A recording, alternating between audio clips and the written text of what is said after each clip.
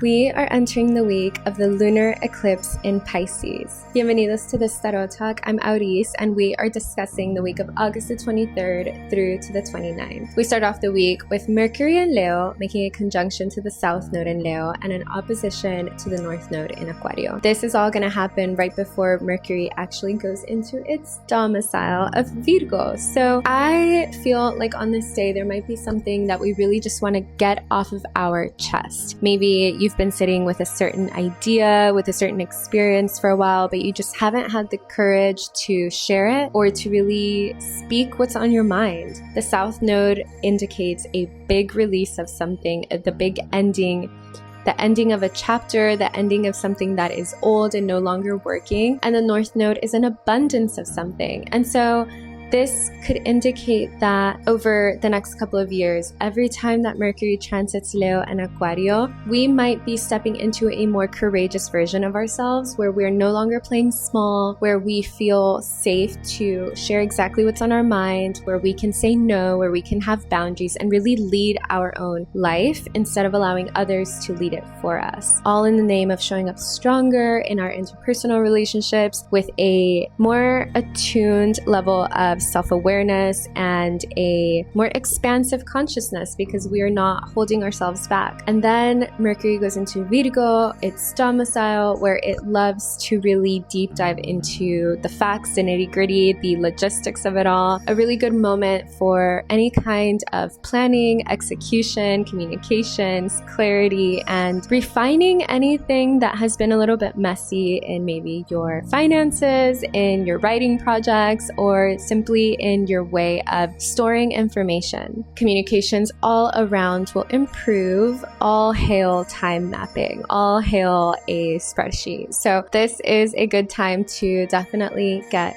organized. Then Thursday the 27th, Mercury in Virgo conjoins the Sun in Virgo. This is a beautiful opportunity to set a plan into motion, to start a new venture or project that's really going to require a lot of mental mapping, mental planning out of you. Maybe like a writing project. Maybe you want to start a book or a website or a magazine or some kind of endeavor that does require your very attuned, very heightened mental faculties to be working as smoothly, as clearly and cleanly as possible. Mercury in Virgo really supports that, and when the Sun is here, this conjunction moment, there is a opportunity for greater illumination, big ideas, opportunities to have a conversation with someone and to present, hey, what if we do this? Or to just simply open a door for ourselves to walk through and to explore a new project. On this same day, we have the lunar eclipse in Pisces, which, you guessed it, means that Lunar is making an opposition to this conjunction that Mercury and the Sun are in. What does this mean? There might actually be a battle between what our dreams are and what the actual process of execution entails. Maybe the facts and the reality of an idea that you're getting are a lot less fantastical or whimsical than you thought of.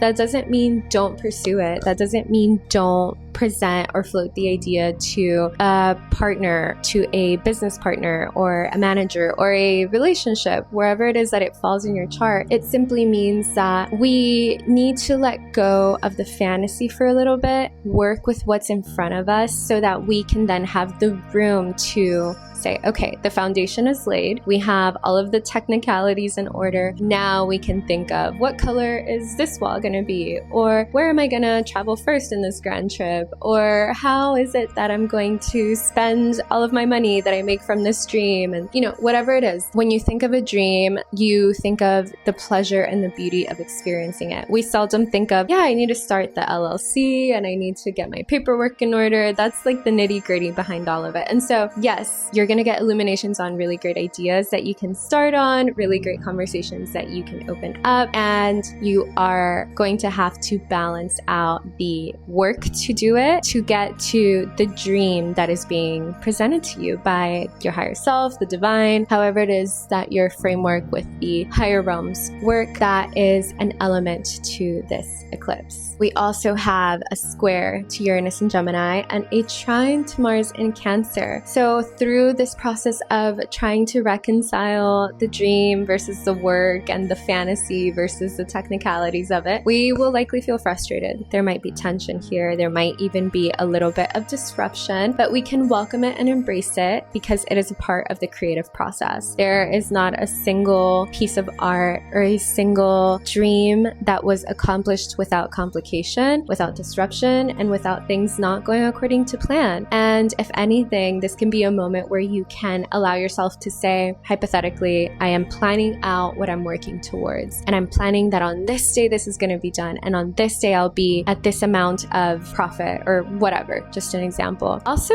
account for disruption. Say, okay, maybe around this week, there could be something unexpected and I can shift the plan forward. You are essentially making space and time for chaos to live in. Even though you don't know where it's going to land, you can account for the fact that something is going to happen. And if you're aware of that from square one, the better equipped you are to handle it when it knocks at your door. Enter Mars in Cancer. This is a form of strategic moving and of moving intuitively. We are making space in the present for future emotions that might take us out of the zone or take us out of our peace and flow zone, right? We will experience anger, frustration, and heightened tempers at some point in any journey. If we can account for them in the present at the beginning of something being executed, then it is going to be a lot better for our sanity. To what degree is it actually realistic to plan for chaos? I don't know. It seems kind of contradictory, right? I myself am still experimenting with this concept, but just expect that something will throw a curveball your way. And if you enter a situation knowing that, then that already puts you in a much better position than if you walked into something thinking it was all going to go smoothly forever and ever and ever. That's just not life, and that's certainly not astrology. Friday the 28th, Mercury in Virgo makes a square to Uranus in Gemini at 5 degrees. Again, something very destabilizing could be coming our way, maybe a lot faster than we anticipated. Information can maybe become chaotic and really chaotic, loud, and can throw a wrench in our ideas. And then the Sun in Virgo makes that same square to Uranus in Gemini. All in all, this feels like we get some massive breakthrough. We're really excited about it. We want to go for it. And then we get wrapped up in the result of it. In that process, things are already kind of being revealed to us about the reality of what it's going to take. But don't get discouraged. Expect that with frustrations and tension, we then have the opportunity to exercise a part of our brain that can work through problems, that can get really creative, and that can show us, oh, this is how I show up for myself when I'm pissed off. This is how I show up for myself when I'm really disillusioned. This is how I show up for myself and for others when I'm frustrated. And how can I ensure that every step of the way, I am still honoring the values that I want to live by and my identity, because identity is such a theme with the nodes now being in Leo and Aquario. Didn't mention this, but even though the nodes have shifted, we are in the final round of eclipses for Virgo and Pisces. So the last eclipse that we'll have in Virgo will actually be in 2027. This is the last one for Pisces. And so it's kind of putting the nail on the head in something right before the curtains fall next year for Virgo and Pisces.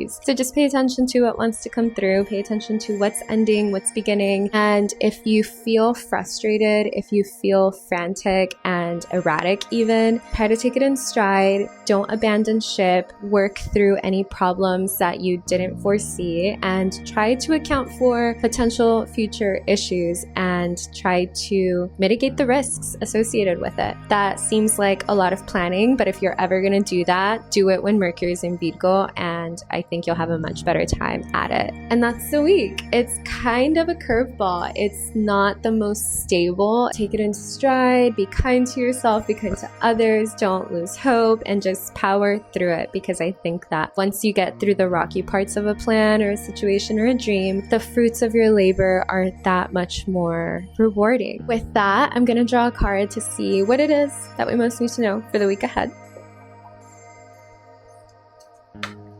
We have the Nine of Wands. We are building something even if we are apprehensive about it. We're not sure how it's going to go. We're not sure what the end result is going to look like exactly, but we are taking the steps bravely and courageously. This card is coming through for me right now as someone who isn't sure all of the way if they're doing the right thing, if they're on the right path. They've started building this sort of fence around them, and they have this final stick, and it's almost like as soon as they finish this part of the project, which is building the fence, they have to go on to the next part of the project, and the next, and the next, and the next, leading to the ultimate successful completion of something. And sometimes that's actually scary, and we can sabotage ourselves because what happens when I finish the thing? What if I'm disappointed that it's not everything I thought it was going to be? Or what do I do after that? And I've placed so much time and effort into accomplishing it. I don't know about you, but that happens to me sometimes, which seems counterintuitive, right? Like, why would you be afraid of accomplishing a dream? It's actually a very common but strange way for fear to show up. And so I think this card is showing us, where can we inspect what it is about our dreams that we are hoping they will give us? And what are we afraid of